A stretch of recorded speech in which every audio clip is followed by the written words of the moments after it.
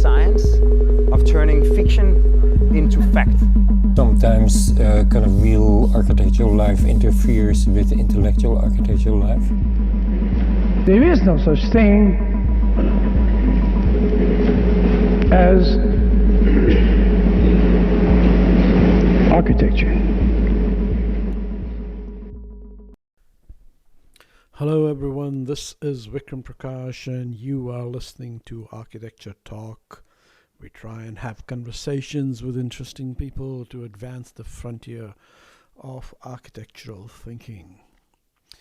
Today I am talking to Shubhra Raje, who is of course an architect and an academic in her own right, and you might remember that I had a conversation with her earlier on the question of the IIM. But today, I am picking up the threads of a conversation on a different register. Shubhra is, of course, also the daughter of Anant Raje, who was an important faculty member in the Center for Environmental Planning and Technology, CEPT, in Ahmedabad, and who worked closely with Louis Kahn on the IIM Ahmedabad project and then continued it, which is of course now under threat.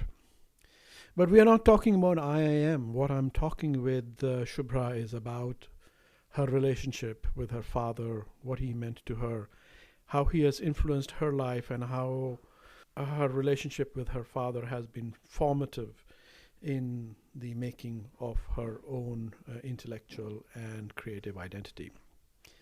With this conversation, I'm hoping to initiate an ongoing dialogue. I'll try and bring in conversations with other sons and daughters of well-known architects and academics to examine what that relationship means. Of course, this is in part inspired by my own relationship with my father, Aditya Prakash, who was also a well-known architect and academic, and on whose life and work I have just published a book, One Continuous Line, Art, Architecture and Urbanism of Aditya Prakash.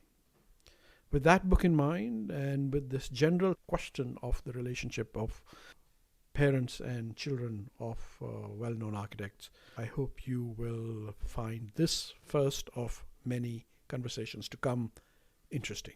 All right, here we go. Shubhra, welcome back to Architecture Talk.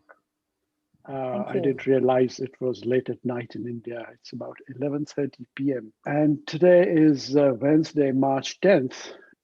And this is a propitious day for me to be recording this conversation with you, because what you don't know is today is actually my father's birthday. Oh my goodness. Yes, it is sort of perfect alignment. Perfect alignment. It's 2021, so he would have been, has it been 97, 98 today? My goodness. Well, it's wonderful to share this day with you then. Thank you. And with you, because it's a complicated matter, inheriting the inheritance of our parents, in both our cases, in particular, yes, our fathers, established architectural figures with distinct, and if I may say, headstrong and strong personalities. How do you deal with it? How do you deal with this whole business of headstrong fathers and their legacies? You know, I'm not talking architecturally professionally, just like how do you put up with it? Well, first of all, it's good to be back. And I have to flag one big sort of difference is in the relationship between fathers and sons and fathers and daughters. Yes. The headstrongness that is for everybody else melts away when fathers deal with their daughters. Is that right? So, that's not fair. Perhaps universal, but so I think it was. So you had like a favorite daughter relationship with your dad? I think we were both favorites in our own ways, but yes, very, very, very loving in a sense, intimate in that sense, you know, that. So the headstrongness one would observe with everything else, but somehow would never experience it personally. Until, of course, it came to practice and architecture, etc., etc.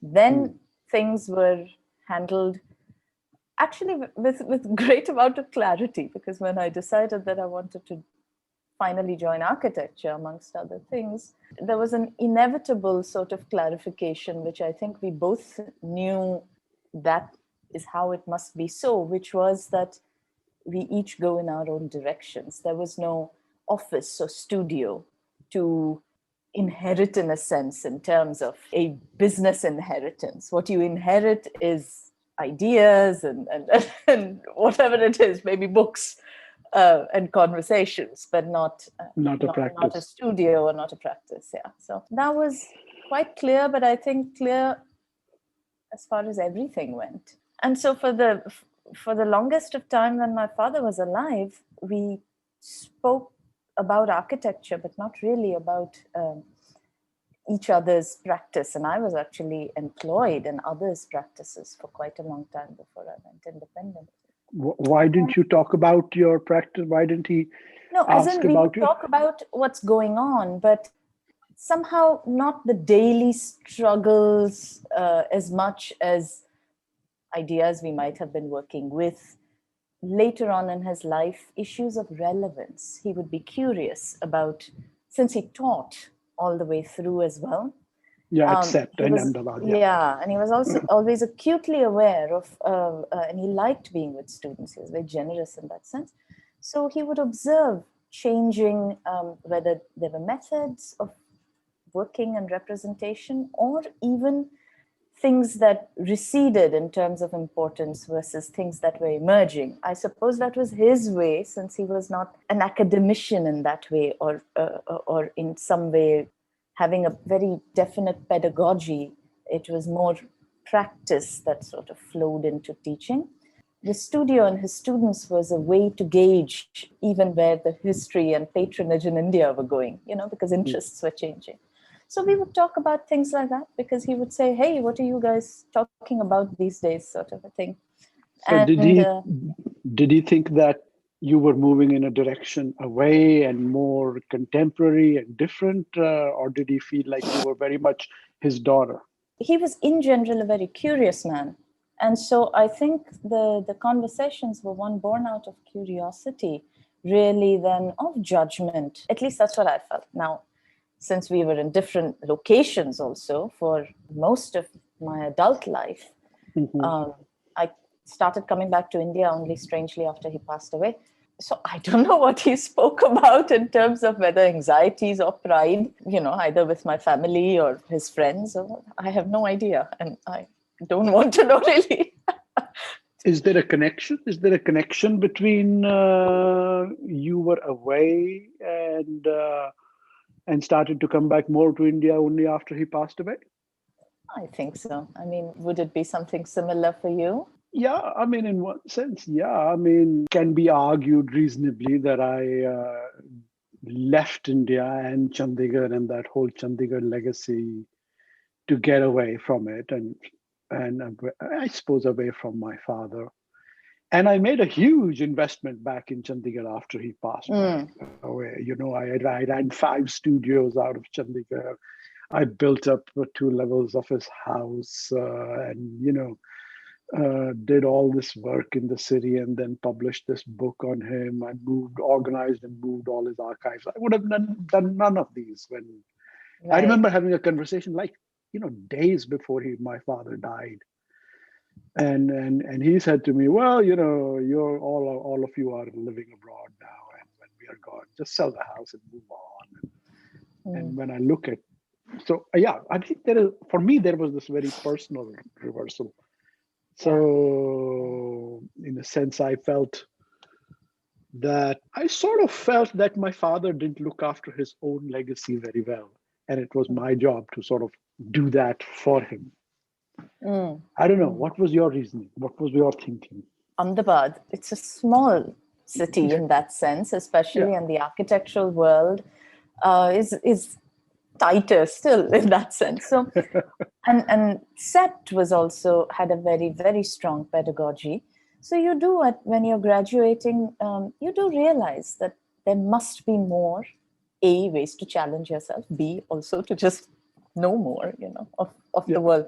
So part of it was that, really. And the other part was, yes, to sort of be anonymous for a little while, because, I mean, you can imagine studying in CEPT and my father teaching there as well. In fact, I did a studio with him as well. You did?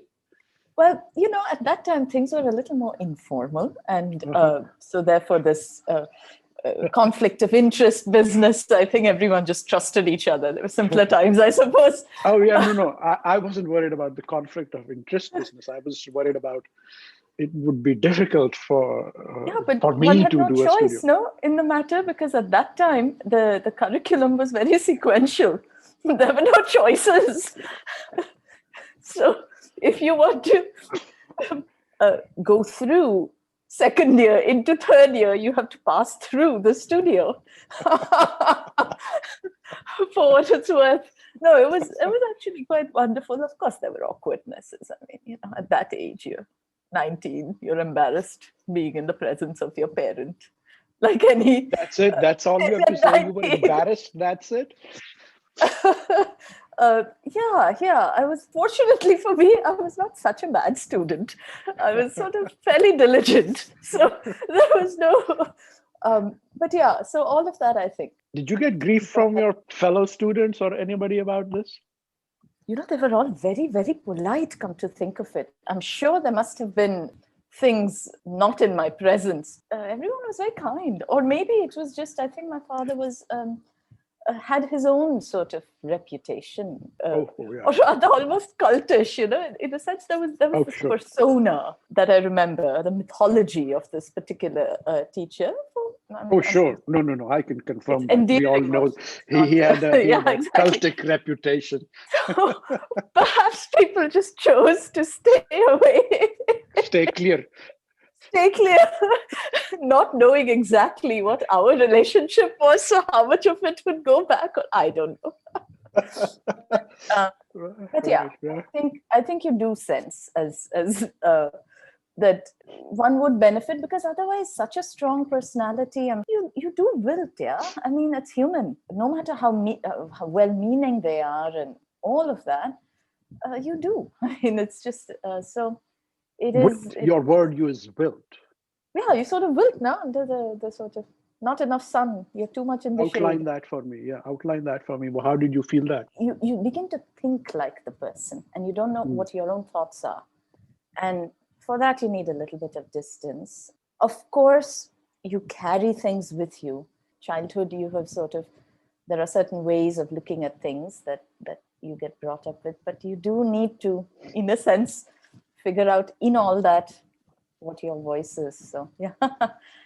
But how did you find your own voice? How did you find your own voice then? That sounds so pretentious, but no. I think it's simple things. When the first time, I mean, you go abroad as a graduate student, you're taking care of yourself.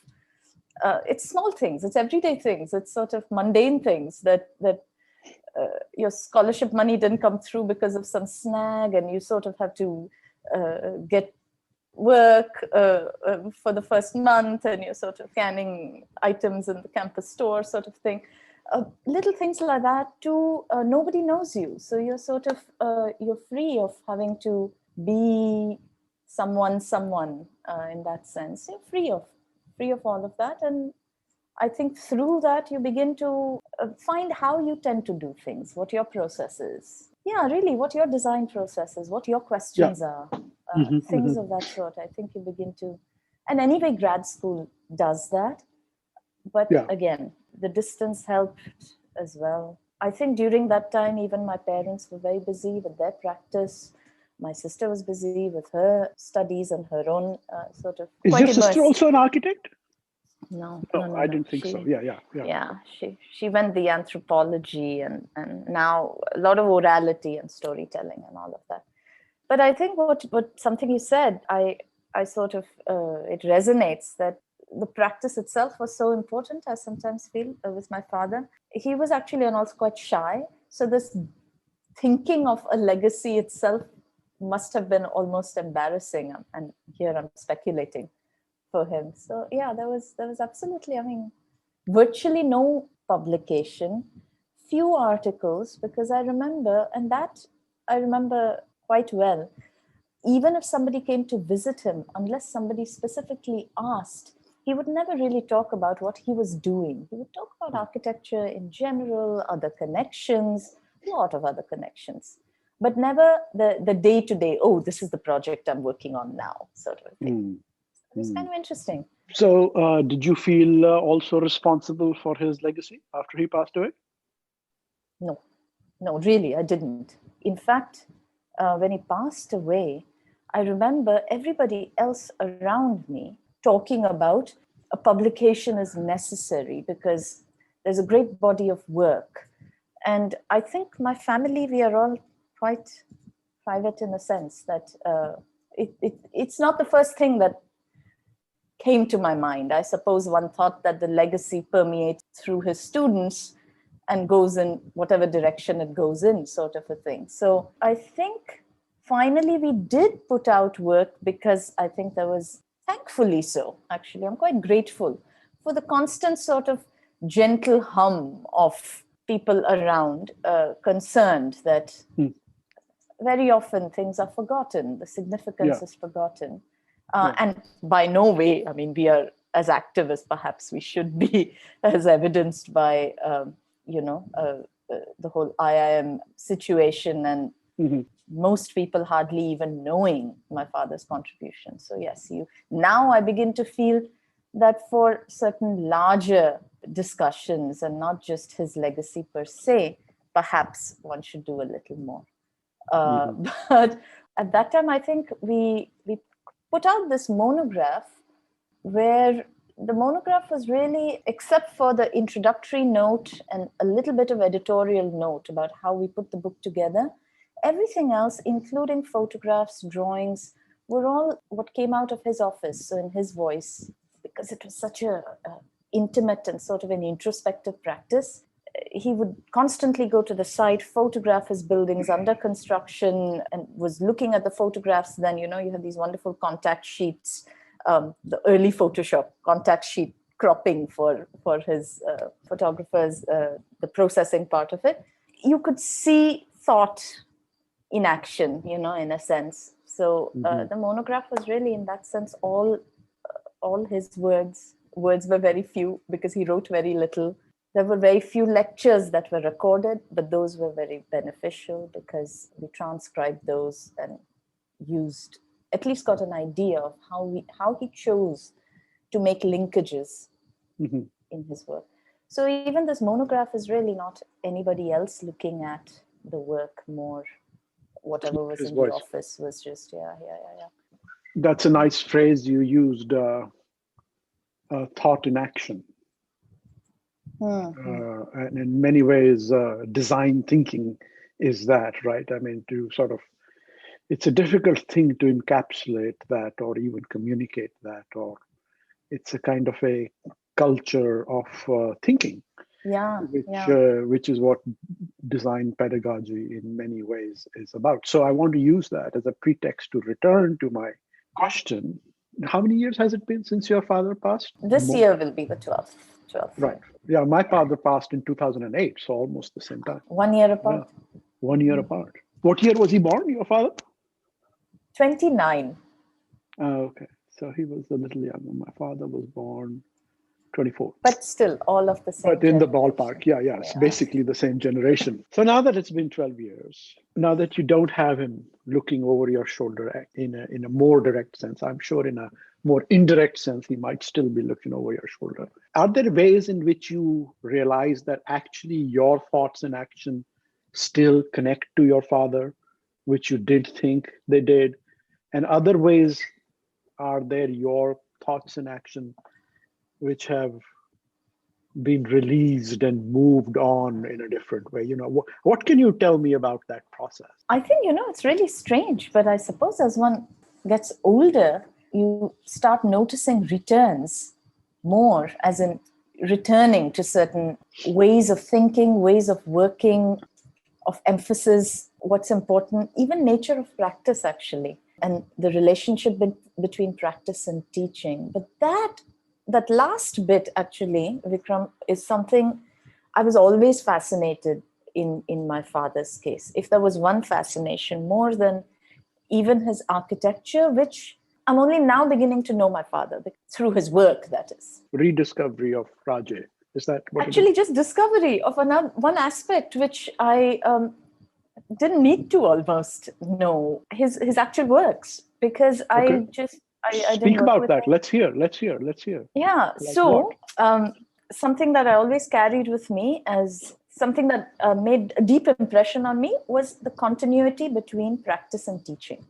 That he never had his research projects or his theoretical work and then his practice. No, it all just flowed, and there was a certain rigorous intuition that he employed in both, in his studios as well, and wonderful ways of approaching the notion of history, experimenting with histories and making relationships that creatively yield something. So those things always made a deep impression on me, and they didn't seem odd. They seemed natural from him being anyway a great storyteller through our childhood. So the manner in which he introduced us to architecture, my sister and me both, seemed just a natural sort of an extension of what we grew up with. But the discovery of him came first starting to put his monograph. So you're actually listening to these recordings, because I don't think I was ever present for a lecture of his either. Really? But yeah, we were all in different places, and we came together. Yes, there would be evening lectures with a drink at home. Those are different lectures, But formal lectures, I was thinking about it, and I was saying, my goodness, I don't think I've attended any. And those were times prior to everything being recorded and everything being put on YouTube. So access to them was also, I think I only have access to 2 or 3. One was Feed Pune, end of his life. One was 84 or 89 from UNM, that I think this Professor Stephen Dent very kindly sort of dug up and sent me a VHS. So, very, very rare. So it was very interesting to hear. And when you hear a recording, that distance is there now, and suddenly you're sort of saying, it is a familiar person, yet there is something unknown that's coming out because it's a recording. But then when we gave everything to the pen archives, we kept sketchbooks for right now, because none of us had gone through them, all his sketchbooks. And when I started going through them, currently I'm going through his sketchbooks from 69 to 75, around that age. Now, that is my father in his sketchbook writing maybe about the precision of a stair and its relation to the foot and the human stride, and very fragile writing, small little books, like tiny pocket books with fragile handwriting. So not the big 3B Karandash, but this is a fixed pencil, most likely. Tentative thoughts. But this is my father as old as me. So we are talking through the sketchbook, and we are both the same age.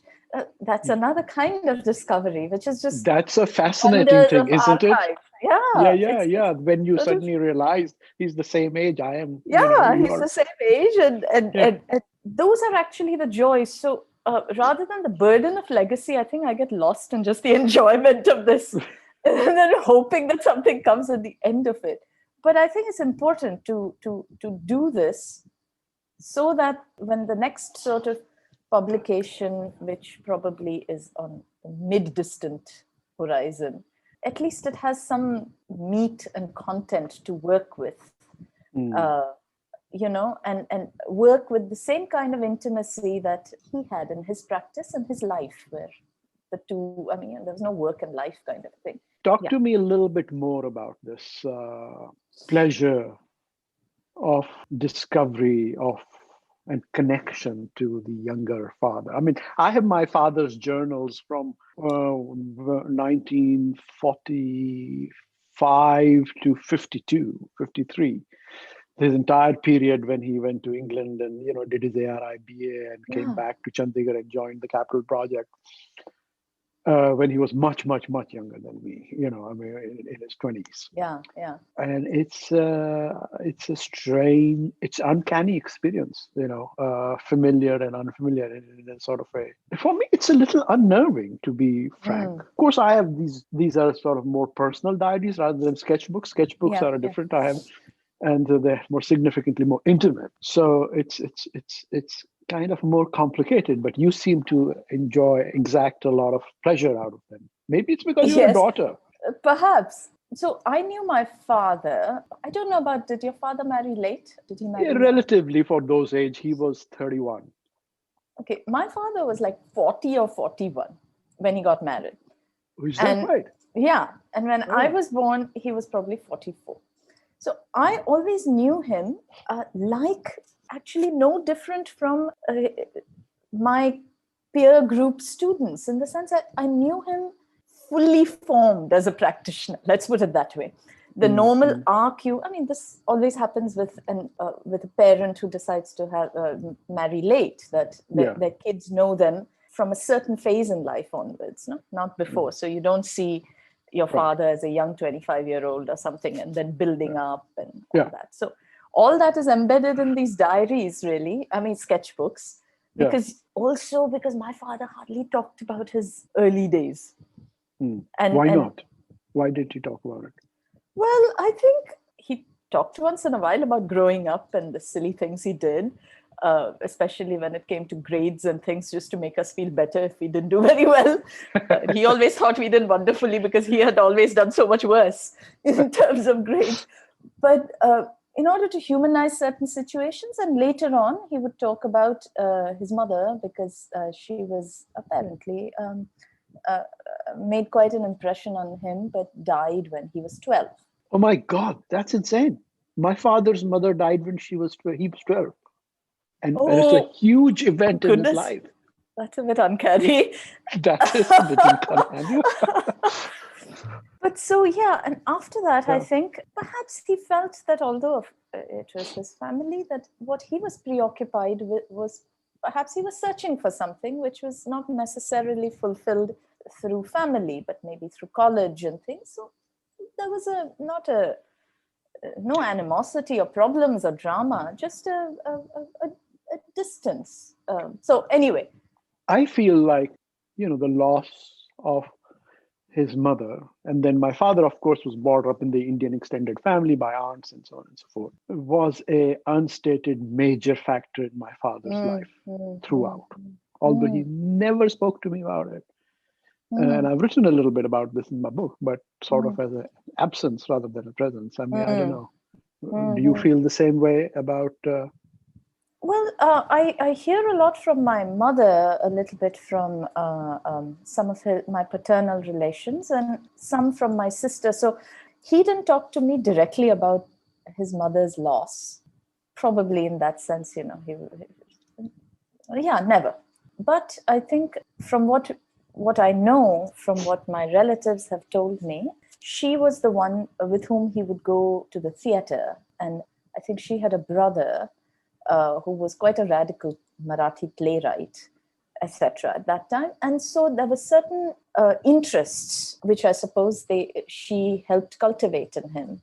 And so I'm sure the loss was something that then he went outside to look for developing those further, because at home, perhaps it was his mother through whom at least the worlds he found of interest were opening up, at least until 12.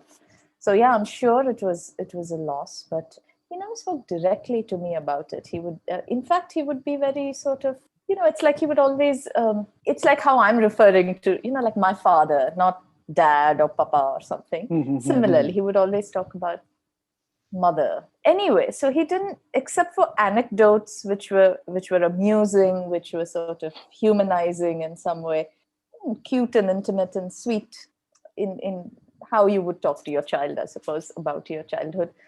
Apart from that, no, we didn't know. I mean, none of us know too much about his life until he came to Ahmedabad, quite honestly.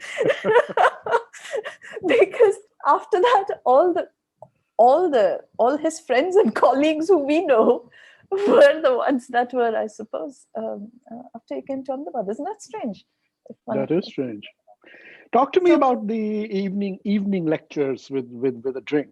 No, those would be fantastic, no? Because my sister and I went to boarding school very young. Which one? So we went in Kodaikanal. Oh, Kodai, yeah. Down south. Why?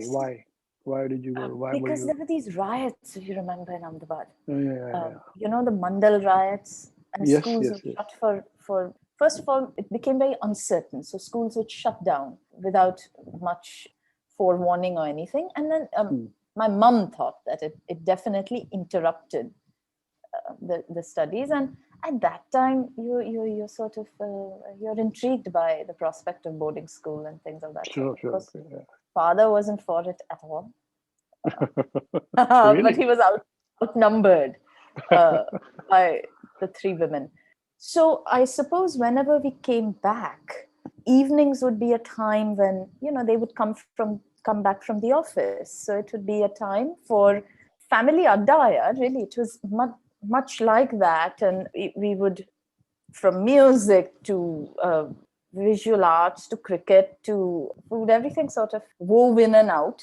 And but they were important ways to mark the end of the day, and that sort of continued. So that's how one could see that there was with my father's practice. It was the sort of design thinking was, you began to get, now that I'm sort of starting to put things together, you began to realize that it really, what was of interest was life, really, because that's what you housed ultimately in architecture institutions. So let's return to the question of your distinct and different voice, and I'm going to lead this into a question of, you know, what are you retrospectively as a scholar and practicing person critical of? How would you generate a critique of your father? And I imagine, obviously, it's been important for you to define a distinctive voice. Is that important, and how have you done that? From distinct from your father, for yourself? Yeah, I think as any practitioner, whether one is teaching or whether one is doing projects or any other kind of work, if you don't kind of know what your questions are, you don't know what's going to sustain you through the life of a project or across projects as a practice, no?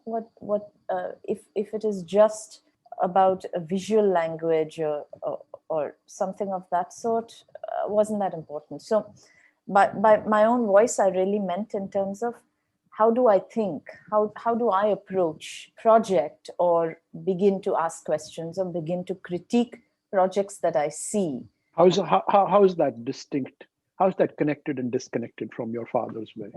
I think, and I haven't developed a cohesive critique of my father yet.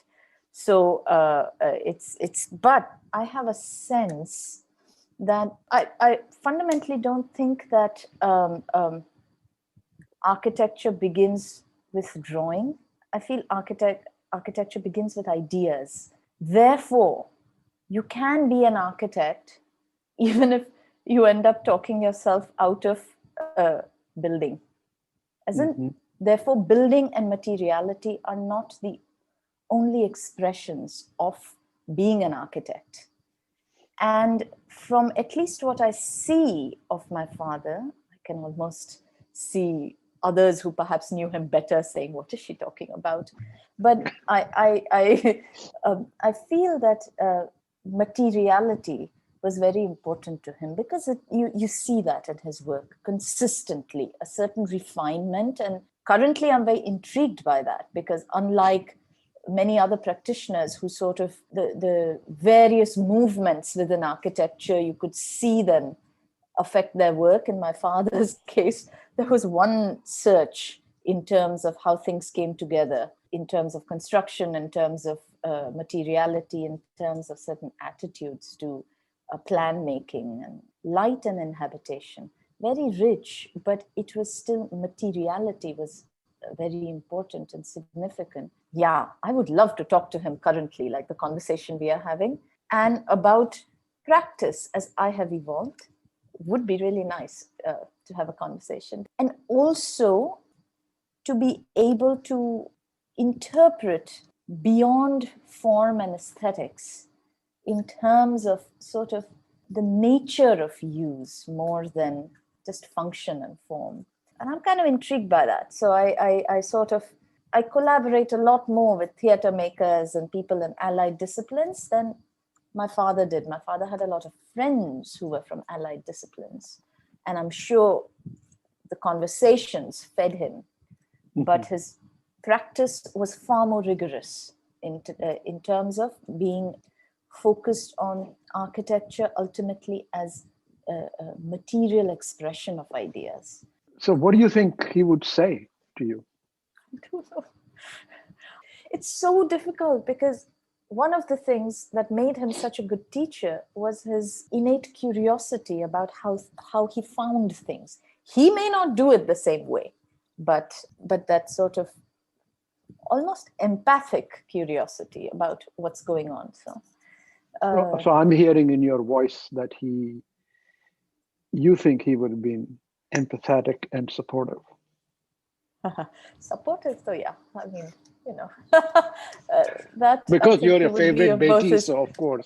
Both his daughters would be, whatever they're doing, he would try and find out more. But I think in general, I think that's what made him a good teacher. That I think he was, his studios were so improvisational in the sense that for a long time, the last few years, then of course he started seeing the real generational difference because he was like almost 80 and the students were still 18. And then there was greater and greater sort of distance. But for the longest of time, I think he was genuinely curious about people's interests. So yeah, I don't know. I have to say his reputation was, I never did a studio with him, just, up front, but I met him, of course. And I mean, one of the stories I remember around the canteen in CEPT when I was teaching there, early 90s, I think, was that Raje would you come around, do a student crit, and the student saying this thing, that thing, I'm trying this, that,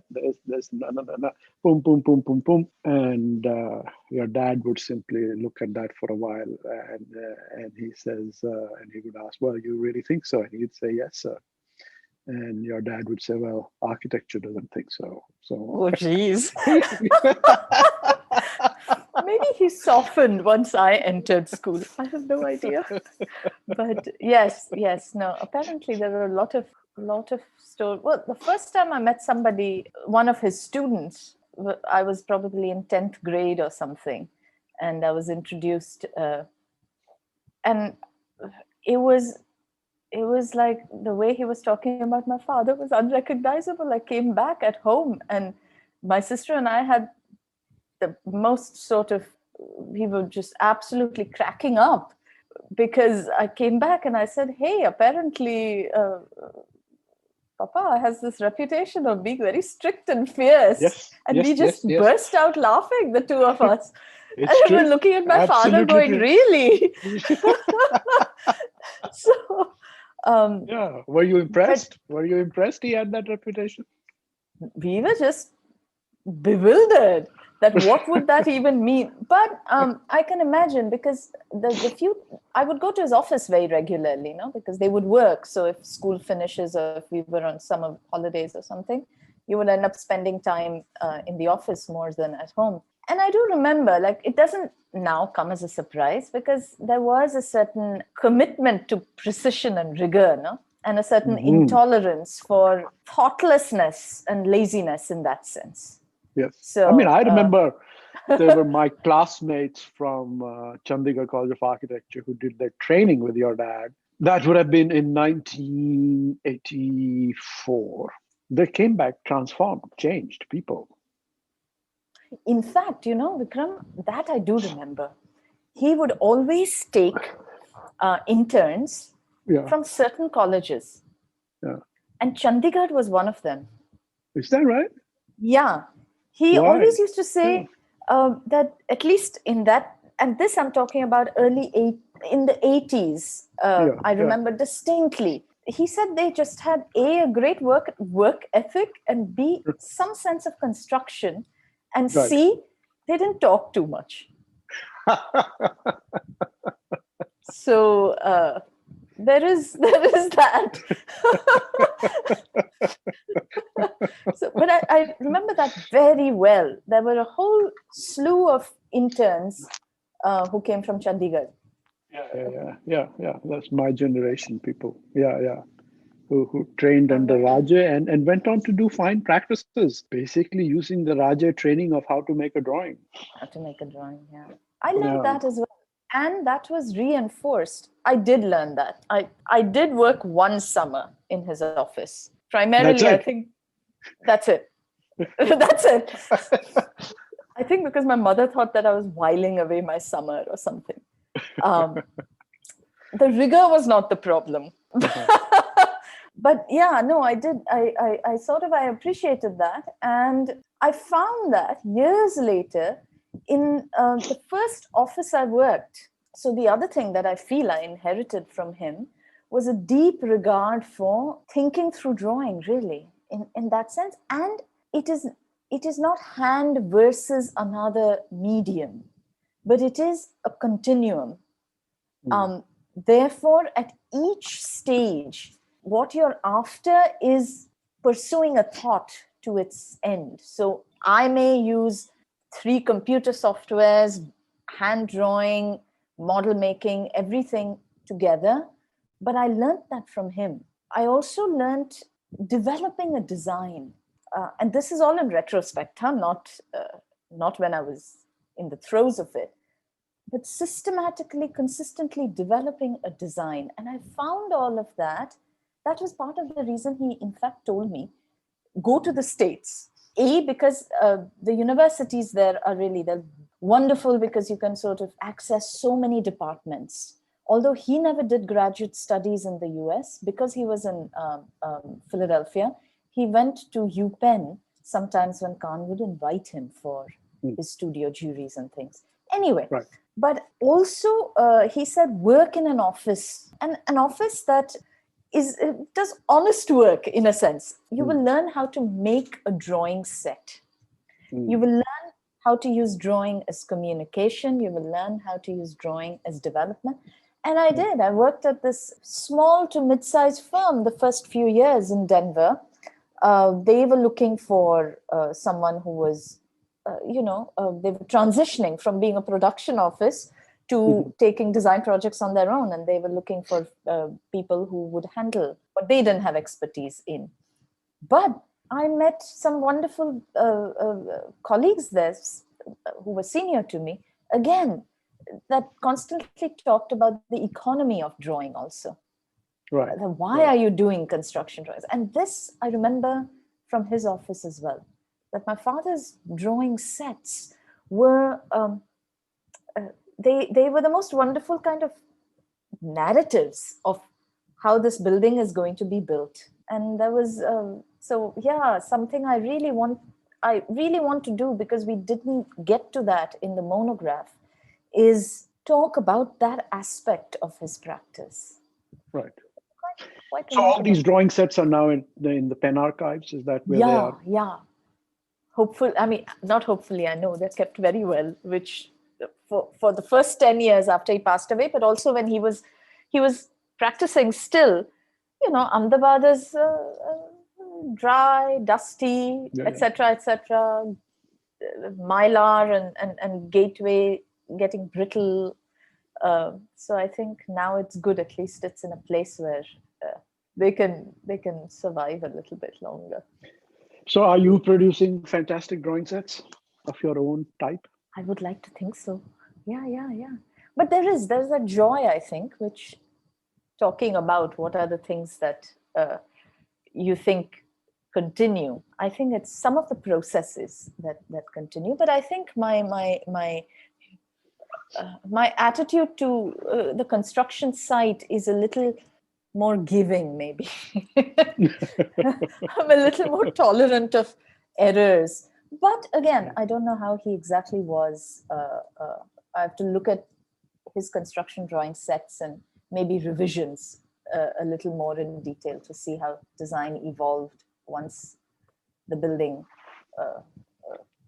was went coming. into construction. Yeah. So as we move towards the end over here, I'm teaching Indian modernism this coming quarter, and I'm setting up to do a series of lectures now that this book on my father has just come out, One Continuous Line.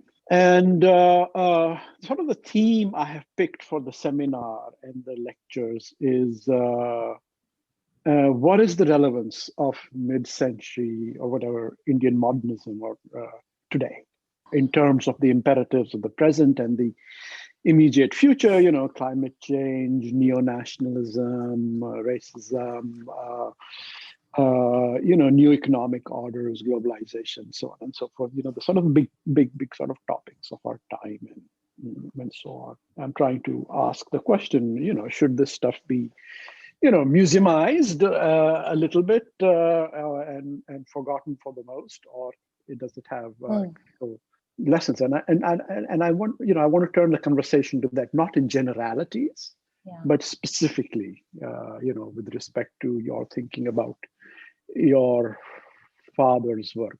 So, do you teach your father's work, or in some way, or I mean, how are you sort of passing through his work or thinking to your students or people in your office, or what is your thinking around the value of this work into the present and the future? I haven't started yet taking history seminar courses, so far it's been in studio, design studio.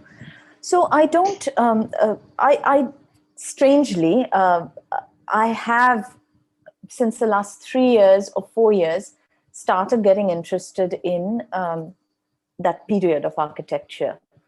And so not just my father's work, but that period, but I'm coming at it from, especially because I'm teaching in Ahmedabad and in CEPT, I'm coming at it from the belief I have, and this really got, I wasn't expecting it, and it hit me, that there are many people who talk around my father's work with a certain kind of familiarity.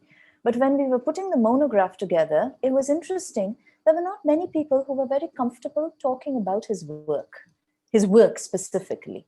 In fact, I think William Curtis was one of the few who, in his own way, articulated the significance of the work and also the critique of his work. And I began realizing that happens again and again with people we are very familiar with. So whether it's Toshi, whether it's, the modern icons, so to speak, especially as far as Ahmedabad is concerned. So the studios that I co-teach with my colleague, Kevin Lowe, is how do you begin to critique that which is an icon? How do you engage in a conversation with it that doesn't blindly revere? And it's easier said than done, because when you really begin to critique things that are very familiar, it's a place of vulnerability. I discovered that, and which is why I'm saying I haven't even got to the stage where I can engage in a meaningful critique of my father's work. I'm sort of slowly going. Last semester with IIM and his work on the IIM campus was my first sort of stab at it. But I do believe that is necessary, because if you don't critique, you start getting distant from it, to the point then that when a situation like the IIM or the Pragati Maidan comes about in terms of imminent demolitions, you cannot, as an architect, articulate why these buildings are significant. Mm-hmm. Because you have only assumed the narratives that already existed, some of which were already generated by the architects themselves, and the others that were sort of just inherited narratives that continue to linger. And so currently my relationship with, and I feel that's the best service we can do to them, to actually re-examine them. Look at points of ingenuity and innovations, certain sort of innovations in an environment of a certain kind of scarcity, but that also brought an entire attitude to frugality and exuberance of another kind. I'm more interested in those processes, actually, honestly, than merely a historical reinterpretation of either the vernacular or the ruins or things of that sort. That relationship with technology, in a sense, and affecting design processes, and what are we doing now in terms of where are our innovations? Are they really coming from sort of the specificities of context, or are they borrowed solutions like bike sharing or something else? That are they actually solutions that are emerging from where we are? So in terms of teaching, it is definitely kind of refreshing, so to speak, our patrimony, what we've inherited. On that note, Shubhra, okay, thanks so much. Such a wonderful time having this conversation with you. I know, I was so sort of both excited and surprised when I got your email. I was like, my goodness, nobody's really asked me about this. Oh, fantastic. I'm glad to be the first. We'll publish this imminently. And I'm hoping to have a series of conversations with daughters and sons of fathers and mothers. Yeah, in the Indian modernist context mostly, but even globally. Well, Neutra's son, So, so thank you very much. Yeah, thanks so much. And, good luck, and I hope I look forward stay to safe reading in your India. book now. Thanks so much. Right. And I'll talk to you soon. Architecture is really the art and science of turning fiction into fact. Thank you for listening to Architecture Talk. This is your producer, Amelia Jarvinen. We hope you enjoyed the conversation, and if you did, please subscribe and rate us on iTunes or Spotify. We would also love to hear from you if you have any suggestions on new topics or guests. You can always reach out to us on our website, Facebook, or Instagram. Thanks again, and until next time, this is Architecture Talk.